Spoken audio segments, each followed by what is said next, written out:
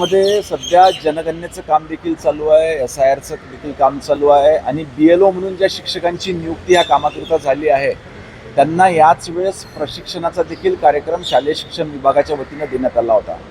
परंतु आपण सर्वजण जाणतो की यावेळेस उन्हाळा देखील फार मोठ्या प्रमाणात वाढलेला आहे, तापमान अतिशय वाढलेलं आहे. अशा वेळेस सगळे कामं ॲट ए टाईम करणं शिक्षकांना त्या ठिकाणी शक्य नव्हतं. काही शिक्षक संघटना आपल्याकडे ह्याच्या निमित्त अप्रोच झाल्या होत्या. आपण त्या ठिकाणी विभागाला सूचना दिल्या की आता जनगणना आणि SIRचं काम महत्त्वाचं असल्यामुळं प्रशिक्षणाचं काम हे सध्या तात्पुरताच पुढे नेण्यात यावं. ह्या कामानंतर प्रशिक्षण शिक्षकांचं राज्यातलं घेण्यात येईल.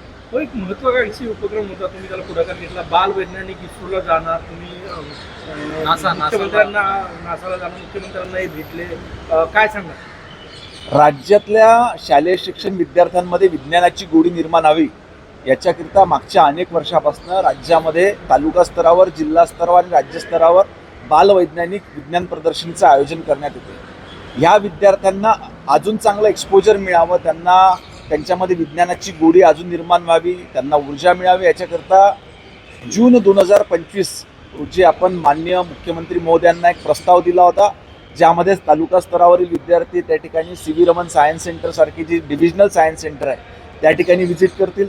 जिल्हा स्तरावर उत्कृष्ट परफॉर्मन्स करणारे विद्यार्थी हे इस्रो बँगलोर या विज्ञान संस्थेला त्या ठिकाणी भेट देतील आणि राज्यस्तरावर चांगलं काम करणाऱ्या शालेय शिक्षण विद्यार्थ्यांना अजून त्यांना चांगलं त्या ठिकाणी माहिती मिळाली पाहिजे, विज्ञानाबद्दल नवीन टेक्नॉलॉजी त्यांना माहीत झाली पाहिजे. याच्याकरता नासा अमेरिकेला ह्या जागतिक विज्ञान केंद्राला भेट देण्याची संधी उपलब्ध व्हावी अशी विनंती आपण माननीय मुख्यमंत्री महोदयांना केली होती.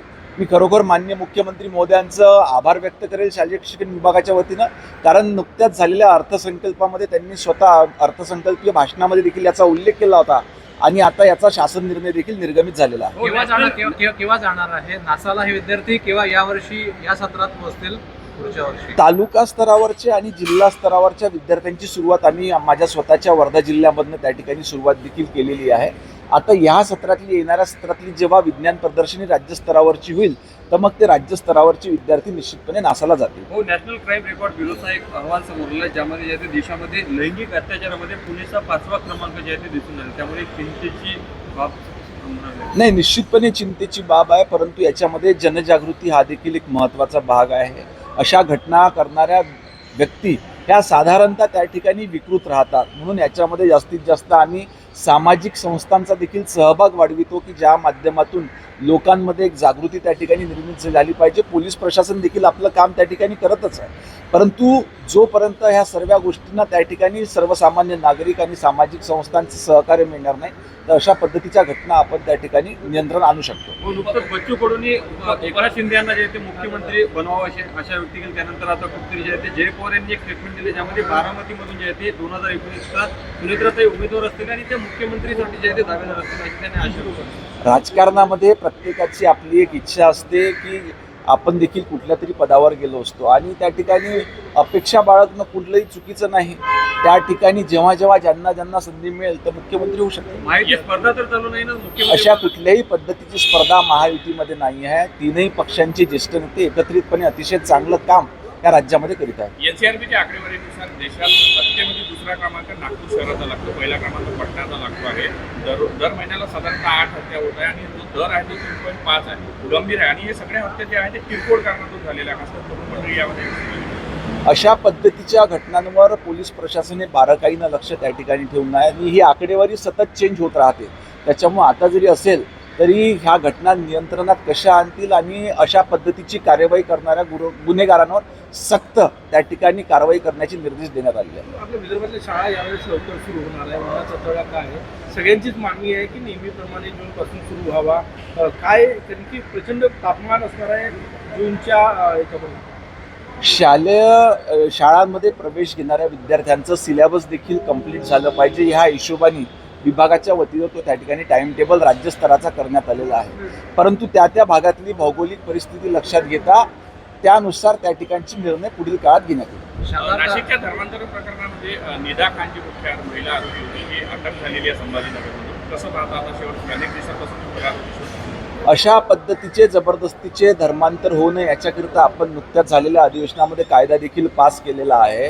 आणि त्यांच्यावरती आपण कारवाई देखील करणार आहोत. म्हणून अशा पद्धतीच्या चुकीच्या घटना होऊ नये याच्यावर सक्त अशी कारवाई करण्यात येईल. शालासाठी ज्यामध्ये घोटाळा झाला होता ते शिक्षक आहे 632, त्या शिक्षकांना 400 आता झोमॅटो डिलिव्हरी बॉय FA वगैरे गाड्या चालवत आहेत. हा तिढा का सुटण्यास राज्य सरकार सुप्रीम कोर्टात जातो म्हणते हायकोर्टानं सांगितलं पगार करा म्हणून. नाही, याच्यामध्ये दोन्ही गोष्टी देखील महत्त्वाच्या आहे की जो झालेला घोटाळा आहे त्याच्यामध्ये जे दोषी असतील त्यांच्यावर कारवाई देखील झाली पाहिजे. त्याच पद्धतीने जे निर्दोष आहेत त्यांचा पगार देखील त्या ठिकाणी झालेला पाहिजे. आणि राज्य सरकार देखील याच्या बाबतीमध्ये सकारात्मक आहे. जे लोक ज्यांचा याच्यामध्ये कुठलाही दोष नाही किंवा गुन्हा नाही त्यांचे पगार निश्चितपणे लवकरात लवकर करणार. पण भाऊ, जर सुप्रीम कोर्टामध्ये प्रकरण गेलं, नागपूरचे जे अधिकारी आहेत तुमचे ते अडून बसले की आम्ही सुप्रीम कोर्टात चॅलेंज करू, हायकोर्टाने सांगितलं ऑलरेडी पगार करा, पूर्ण महाराष्ट्रात पगार आहे, जिथे जिथे घोटाळा झाला फक्त नागपुरातच पगार नाही आहे, सुप्रीम कोर्टात जाण्याचा आग्रह करा. ह्या संपूर्ण प्रकरणाची सखोल चौकशी करण्याकरिता त्या ठिकाणी SITचं गठन करण्यात आलेलं आहे. SITच्या अहवालानुसार जे दोषी आहे त्यांच्यावर त्या ठिकाणी कार्यवाही करण्यात येत आहे. परंतु मी पुन्हा एकदा आपल्याला सांगतो की ज्या शिक्षकांचा याच्यामध्ये, शिक्षक असो किंवा कर्मचारी असो, ज्यांचा कुठल्याही याच्यामध्ये सहभाग नाही किंवा दोष नाही त्यांचे पगार नियमितपणे त्या ठिकाणी देण्यात येईल. बाबा 10वीचा निकाल आहे, मनाविरुद्ध निकाल आला तर अनेक विद्यार्थी नैराश्यात जातात, काय आव्हान असणार? दिवसेंदिवस स्पर्धा वाढत असल्यामुळे अशा पद्धतीचं नैराश्य अनेक विद्यार्थ्यांमध्ये येते. माझं पालकांना जाहीर आवाहन राहील की कुठल्याही पद्धतीच्या अतिमहत्वाकांक्षा किंवा अतिशय जास्त असं अपेक्षा आपल्या पाल्यांकडनं त्या ठिकाणी त्यांनी बाळगू नये.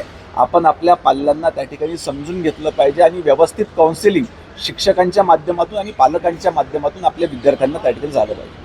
थँक्यू. शिक्षणाचं आणि संस्कृतीचा माहेरघर म्हणून पुण्याला ओळखला जातो. मात्र याच ठिकाणी 5 अल्पवयीन मुलीवर अत्याचार आणि एक 3 वर्षाची मुलीला आपला जीव गमावा लागला. काय सांगतो?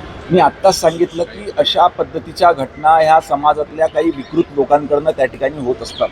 याच्याबद्दल समाजामध्ये देखील जनजागृती निर्माण झाली पाहिजे, नागरिकांमध्ये देखील जनजागृती निर्माण झाली पाहिजे आणि विशेष याच्यामध्ये मोहीम राबविण्यात आली पाहिजे पोलीस प्रशासनाच्या माध्यमातून. जे पोलीस प्रशासनाच्या माध्यमातून आता सध्या चालू आहे, ही मोहीम व्यापक झाल्यानंतर निश्चितपणे अशा पद्धतीच्या घटना नियंत्रणात येतील. थँक्यू.